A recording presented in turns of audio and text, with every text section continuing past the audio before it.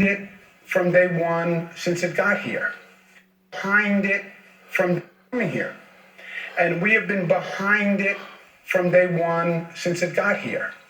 And we've been playing catch up. You don't win playing catch up. We have to get ahead of it.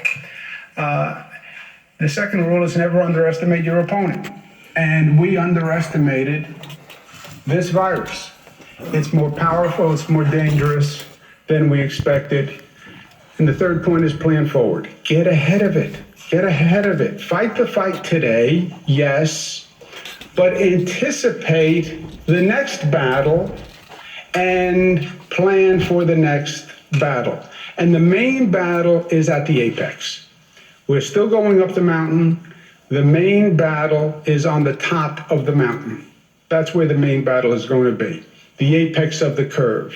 And then we come down the other side of the mountain. We are planning now for the battle at the top of the mountain. That's what we are doing. Get a staffing plan ready now for the battle at the top of the mountain. Equipment stockpile now. We're gathering equipment that we don't need today because today is not the day of the battle. The battle is when we hit the apex, depending on who you believe, 14 days to 30 days from today. And also we need a social acceptance of the time expectation. We're all anxious, we're all tired, we're all fatigued. It's been all bad news for a long time. Our whole lifestyle has been disrupted. Everybody wants to know one thing: when is it over? Nobody knows. Well, President said by Easter. This one said by this. Nobody knows. You can have a hypothesis, you can have a projection, you can have an opinion, but nobody knows. But I can say this: it is not going to be soon. If our apex is 14 to 21 days, that's our apex.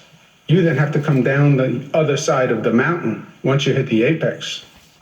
So calibrate yourself and your expectations so you're not disappointed every morning you get up. Yesterday, we met with the entire state hospital system, Dr. Zucker and our team. First time they were all in one place.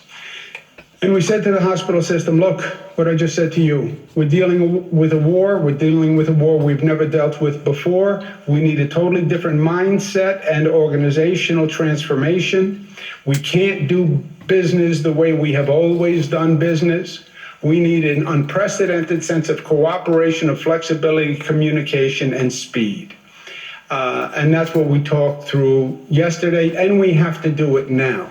The healthcare system is one of those balkanized systems. It's like our state education system. It's like our criminal justice system. It's in place.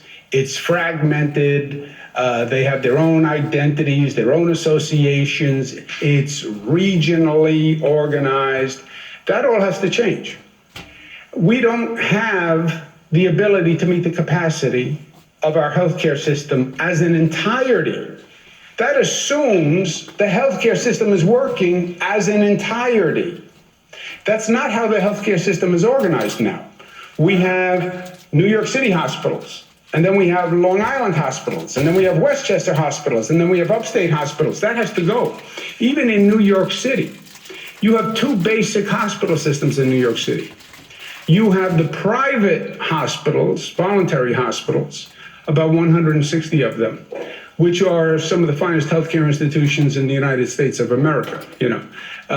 This is Mount Sinai, Columbia Presbyterian, et cetera. Some of their members are also upstate, but they're the large private institutions. Greater New York Hospital Association. Ken Rasky runs that association of 160. You then have, in New York City, the public hospitals. The New York City Health and Hospitals Corporation. They are 11 public hospitals.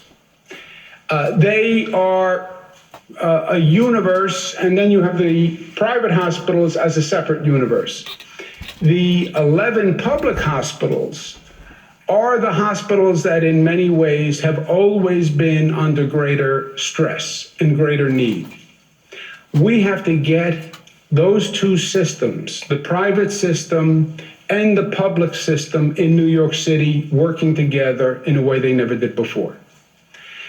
The distinction of private, public, that has to go out the window.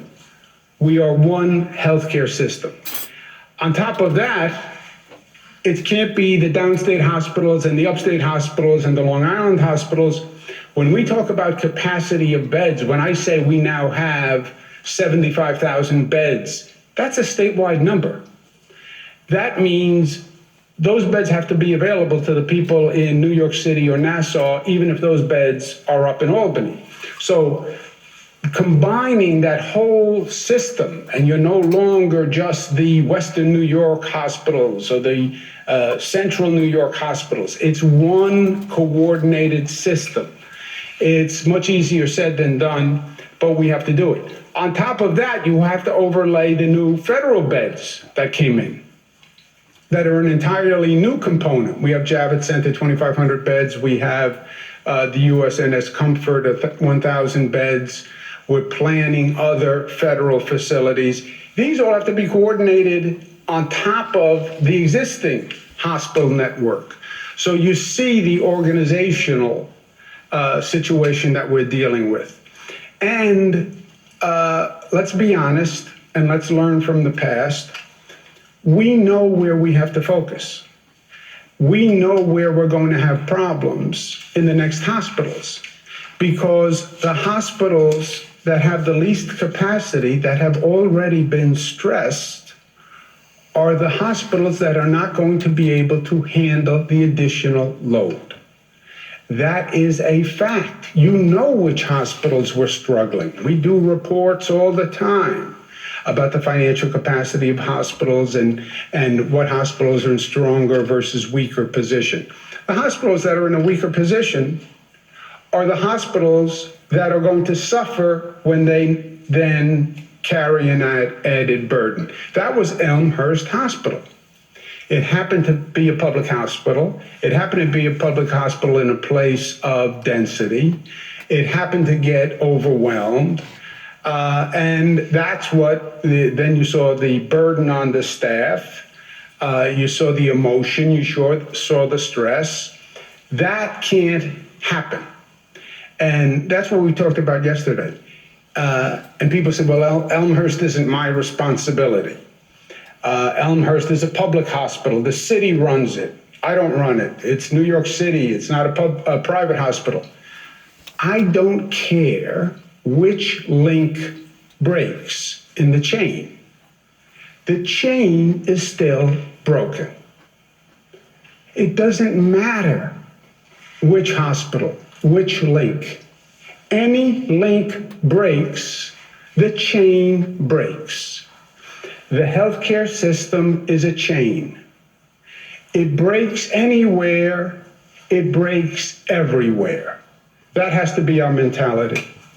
We laid out a full plan on how to do facility development, how to move people among hospitals so nobody gets overloaded, shifting patients, shifting staff, shifting supplies.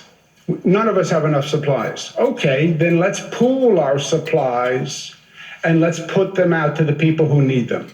And just because one hospital happened to have found a vendor from China who delivered 5 million masks, let's share those masks.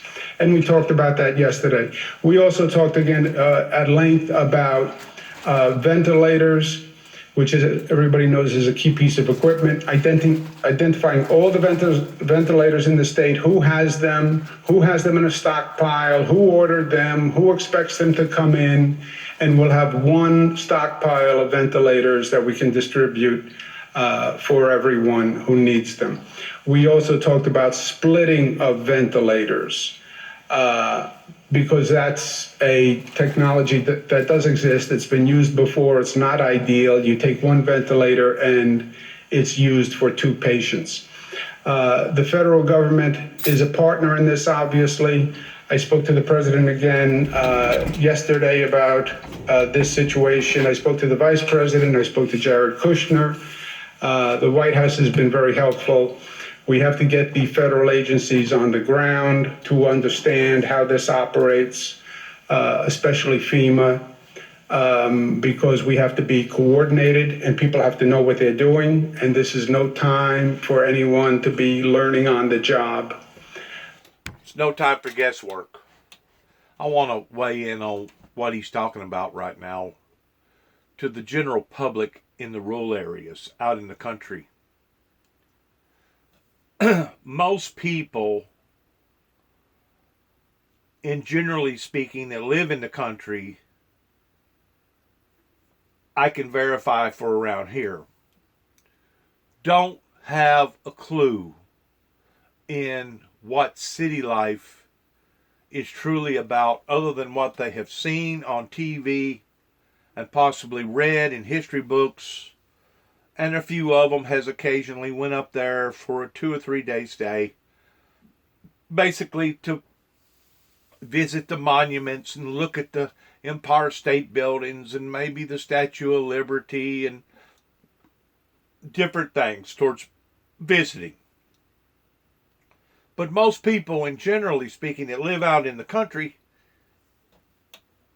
can't relate to what type of lifestyle that it is whenever you have one combined region packed up onto another combined region, and you basically don't even, unless you're familiar with the area, you really don't know from the time that you're leaving a certain neighborhood or entering into a certain neighborhood, because everything looks basically the same.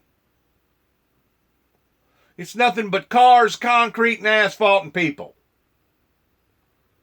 Some of those people live up in those areas all their lives and never get driver's license. They get around on rail or bus.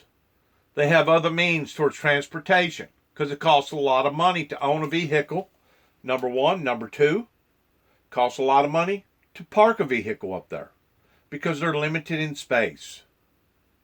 You figure whenever you got, something like 22 million people confined in just one area, their whole approach in life is totally different, especially whenever you throw something like this at them. When you throw something like this at them, it can be absolutely mind-boggling to most people's imagination in how that a crisis can grow totally out of hand. You got gangs up there that can pull together, that can have as many as 2,500 to 5,000 people in one gang. Now, if they all was to pull together, in which they may very well possibly feel like that they have to, it would basically take armed forces pertaining to the military to stop them. If they went to looting and robbing and rioting various stores, regardless whether it was for money, resources, or for food. Same way with Chicago. Same way with downtown Atlanta. Same way with Houston. Same way with Miami. Any major metropolitan area, you've got problems upon top of problems that the rural areas really don't ever even think about. But there is an area that we do have to think about in being in the rural area, which is, what if enough people get so intimidated and frustrated during the time of this crisis that they feel like the only way that they can survive is to leave New York, is to leave St. Louis, is to leave Memphis, Tennessee, is to leave Atlanta or Raleigh, North Carolina, or Charlotte, North Carolina, to leave these bigger cities and go into the rural areas. So my advice to people that does in fact hear this message, those who live in a country type setting, in which is all over America, some of the beautifulest places in the world, pertaining to farms, ranches, people that live in the woods, people that live in isolated areas, is be vigilant. Watch out for various cars that come into the neighborhood. Pay attention to the make, the model, and what type of plate that they have, whether or not they be from the same state, or whether or not they be even from the same county that you're from. Because we're definitely living in perilous times right now, to the point that anything, absolutely anything, can occur. I mean, whenever we sit and we watch mass shootings on TV pertaining to people going into schools and people going into churches and people knocking out windows in Las Vegas and shooting down amongst 20,000 people and killing, I think it was over 60 people, or walking into a nightclub and doing like they done down in Orlando, Florida. Anything is possible. So we are living in perilous times, which means dangerous. And the point that I'm trying to make is this. Don't think that we're invincible just because we live in a rural area. Don't think that there's not still going to be looming dangers.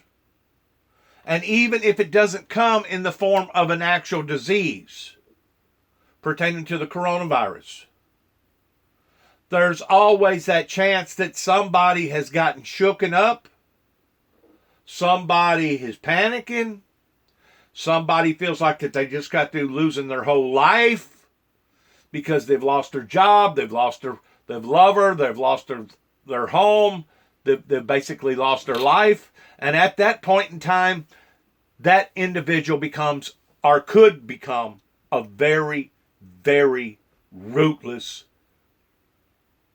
dangerous human being upon this planet. Because once a person feels like that he or she is at a hopeless state, they become more lethal than a poisonous snake or a bear or a lion. They can. I'm not saying that all of them will, and hopefully they won't. But I'm just telling my viewers from a country royal standpoint, that just because we live in isolated areas, a lot of them, has nice homes and their farms, and they're confined with just 7, 8, 10, maybe 15, 20 family members.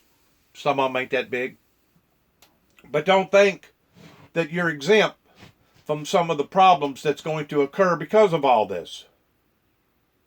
And there's no doubt, New York is almost like a country in and of itself, because you have so many different ethnic groups there. And a lot of them can't even speak English. And that's one reason why they're having so much chaos over there right now, is because you tell them social distancing and they don't understand what that means. Social distancing. What is social distancing? A lot of them, they made it big in the country that they're from towards becoming economically strong, and they moved over here and they settled in Chinatown, or they settled in over in some other part of the city, because different parts of the city is run fundamentally different than especially your rural areas. Some of those people come from, you'll have one area that's all Italian. You'll have one area that's all Puerto Rican. You'll have one area that's all Ireland. You have one area that's all Japanese. One area that's all Korean. One area that's all this. One area that's all that. And it's basically the same way in every major big city. Birds of a feather flock together. If I was living in New York, I would want to probably, I'm assuming this, I would probably want to live around people that basically talked the way I talked, acted the way that I acted, dressed the way I dressed, drove similar automobiles that I drove. I would want to be around people that I could relate to and they could relate to me. I wouldn't want to be stuck in the middle of a third world atmosphere. You go across the bridge of Manhattan and you're basically in a completely different world. But yet, no, it's still part of that metro New York area. You go up into Long Island, where a lot of people had a lot of money. A lot of rich people in the Long Island area. And the only reason why I know this is because my son and I ventured off into those areas whenever we first started the ministry in 1989. We wound up going to Washington, D.C., which is another completely different world in comparison to the South or to New York, because each area has its own fundamental characteristics. But we went up into Queens and Long Island and Harlem and got to see the Twin Towers and got to see the Statue of Liberty. And we was there on the 4th of July night whenever we seen one of the biggest, greatest 4th of July firework displays that I've ever laid my eyes on. We went over into Manhattan. We went almost as far north as Boston and went as far south as Babylon. I think it was Babylon, Virginia. Right there on the coast where a bunch of sailboats and stuff was. In other words, we spent a lot of time up into that area towards distributing information to that group of people, telling them about the Lord Jesus Christ and telling them about the first seal in the book of Revelations being opened. We spent a whole lot of time up there. There was some mean people up there. There was some, even 30 years ago, there was some gangs up there back then that would take a brick if they knowed who you was and they didn't like you. They would take a cinder block brick on a 30-story high-rise and chunk it at you while you was driving and try to aim it just right to where it would hit in the center of the top of the automobile. That way it'd kill you. You have some very, very mentally disturbed, cruel, crazy, evil, demonic people that live in New York City. And in other big cities too as well. A lot of them worship. They have actual churches that worship open Satanism in a lot of those areas. Churches that do nothing but worship Satan. You have such of a mixed bag that in and of itself is a very, very large order. It is extremely challenging to be able to maintain law and order during the event of this.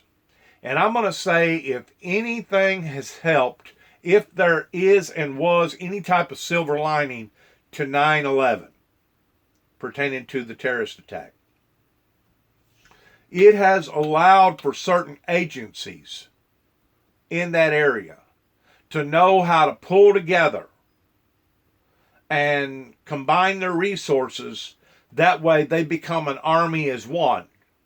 That way they can come near on utilizing their services to be able to maintain law and order. That if there's any silver lining out of what happened in 9/11, it's going to show up today towards them being able to handle their affairs the way that they're handling them today. Keep in mind, this event will exceed 9/11 probably 10-1 on the level just in New York City. Just in New York, the New York metro area. If you look at the whole area from New York, Boston, down towards Maryland, Washington, D.C., you're probably looking at I don't know, 36, maybe 40 million people. That's a lot of people. That's a lot of people with a lot of different attitudes, with a lot of different personalities. And if you take 4, 5, 6, 8, 10, 12, 20, 30, 200, 400 people, all of them has got the messed up attitude. All of them is messed up to begin with, towards being freaked out, panicking. It can become a problem. A serious problem. Not just up there, but also everywhere else. Especially if they merge into other areas. So this is nothing at all to take lightly in conjunction towards how people in the country settings think, well, this won't never affect me. Oh, it's already affected you. Just like right now, we are not traveling up and down the roads. We're not going to Disneyland. We're not planning on taking vacations right now. We're staying away from the boat tourist trips. We're not going to Six Flags, and we're out and going and eating in restaurants. It has already affected you. You may not want to admit that it has affected you, but it has affected you. And before it's over with, it could affect you even more so. I'm sure that it will. Because this is not something that's just going to up and vanish and disappear off the continental United States overnight. Man, it'd be a dream. It'd be a miracle if it would happen. If somebody could wave a wand and all of a sudden make this go away. They would become an international hero overnight. They would become a global hero overnight. If they could make a TWAN go over the planet and all of a sudden all our problems go away pertaining to this disease. But it's not going to happen that way. We know that it's got to play itself out. We've got to starve it out. Instead of working harder, we have to work smarter. This is a time that we have to unite as a nation, as a society. And this will be the determining factor towards what goes on with other cultures and other generations below us pertaining to our children and our children's children. This is probably one of the most serious ordeals or events that this generation has ever faced or ever will face. The only thing that would be any worse than this would be if a nuclear holocaust happened, or if a big rock the size of Texas decided to hit the planet Earth and throw us off into a dark, primitive age. That would be the only two things that I could think of that would be any worse than this.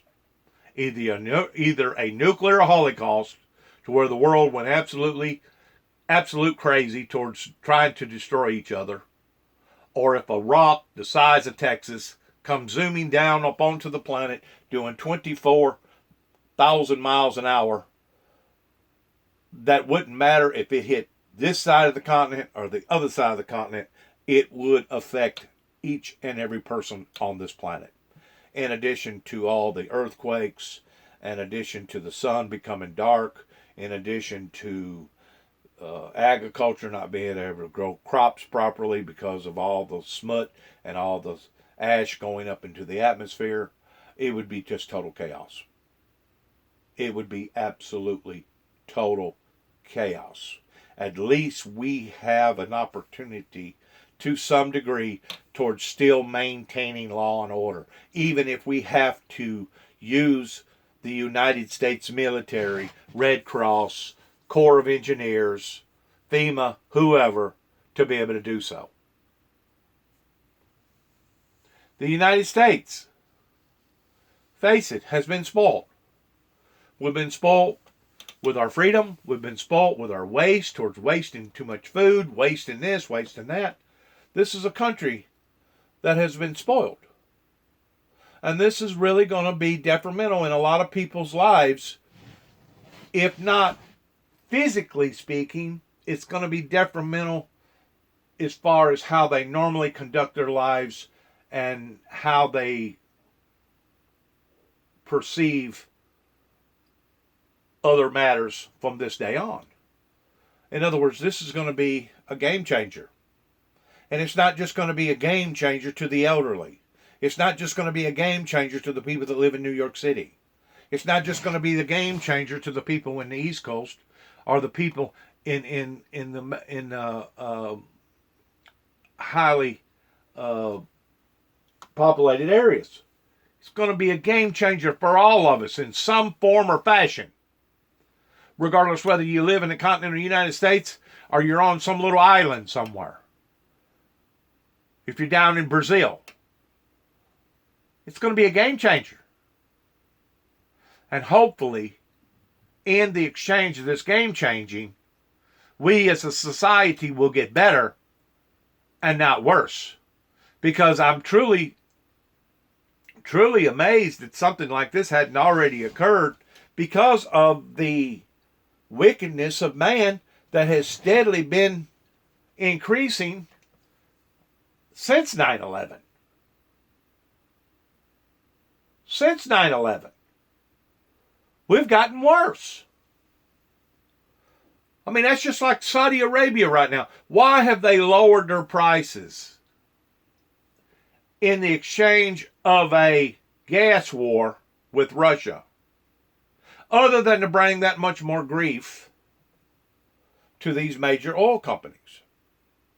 I mean, no doubt it would help society, but society right now don't need that type of help because most of the society ain't putting 2 miles, 5 miles, 10 miles on their automobile a week in comparison to some of them was putting maybe 200 miles a week. In other words, we've all become secluse.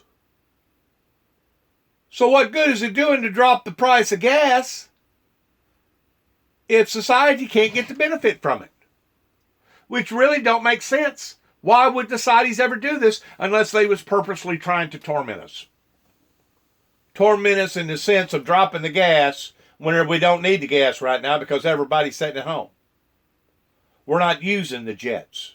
We're not using the big jumbo 747s. Plus, it's bringing that much more of a burden upon our gas companies over here in America to the point of layoffs, major layoffs, simply because they can't pump it out of the ground as cheap as we can get it from overseas right now. So we're living in a chaotic moment of time that is time for everybody to reinvent, look at things in a more practical, logical form.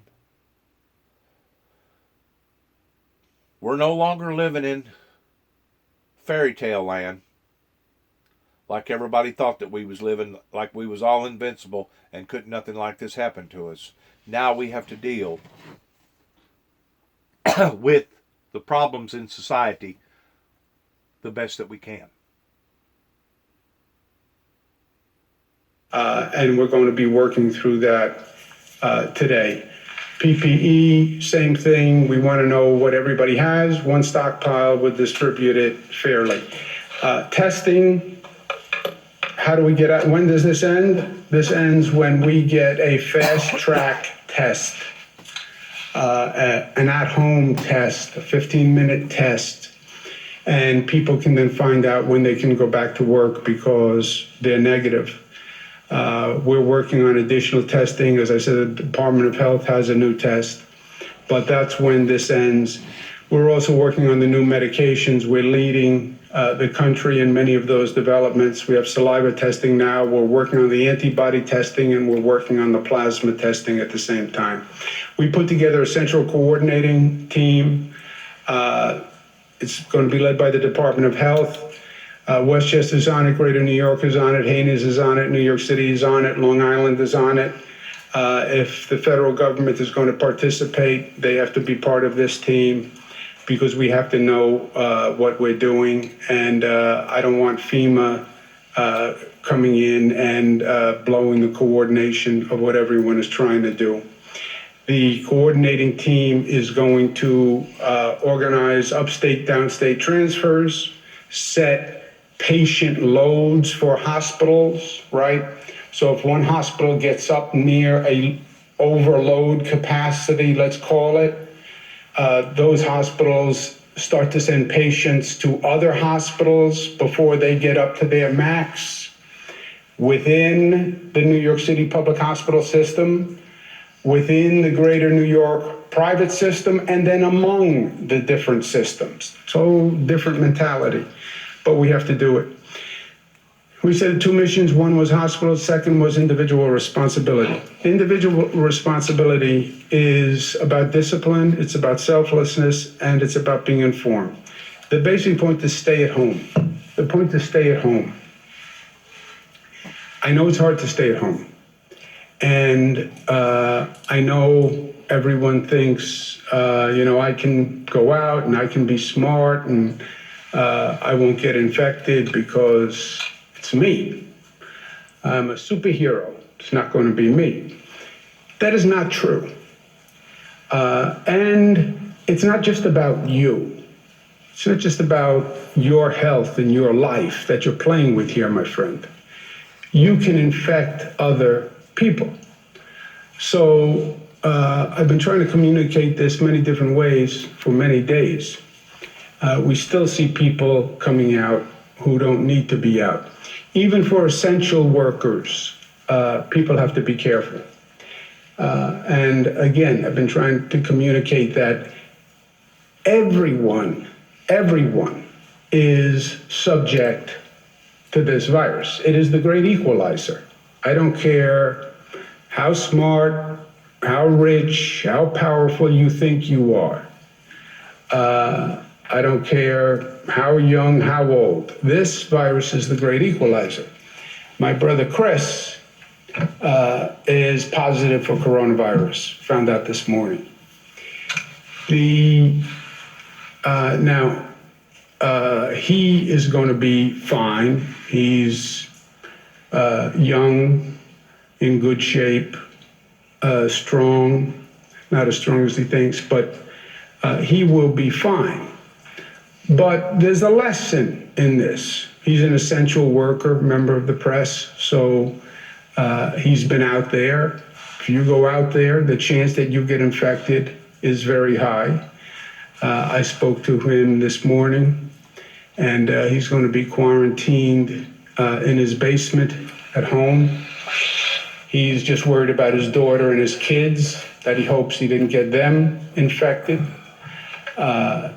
You don't really know Chris. You see Chris, he has a show on 9 o'clock on CNN. But you just see one dimension, right? You see a person in his job. And in his job, he's combative and he's argumentative and he's pushing people. But that's his job. That's really not who he is. He's a really sweet, beautiful guy. And he's my best friend. My father was always working, so it was always just me and Chris. And he's a lawyer also, Chris. He's a lawyer because growing up, the decision point came to what do you want to do after college? And my father was a very strong personality. And my father basically suggested forcefully to Chris that he should be a lawyer. It was a different time and a different place, Now, my daughters, Cara, who's here, they all follow their individual stars. This is their destiny, which is right. If you had said to my father, I want to follow my individual star, he would say, you can follow your individual star right out that door. That's what he would have said. So Chris went to law school, but he never really had a desire to practice law. He calls me when he's about 26. He's at a law firm. And he said, I don't want to be a lawyer. I said, yeah, I know, but you are now a lawyer. You are. He said, yeah, but I don't want to be a lawyer. I said, what do you want to be? He said, I want to be a journalist. I said, you want to be a journalist? I said, it's too late. You're a lawyer. You have to pay law school bills. You didn't go to journalism school. It's too late. No, I think I can do it.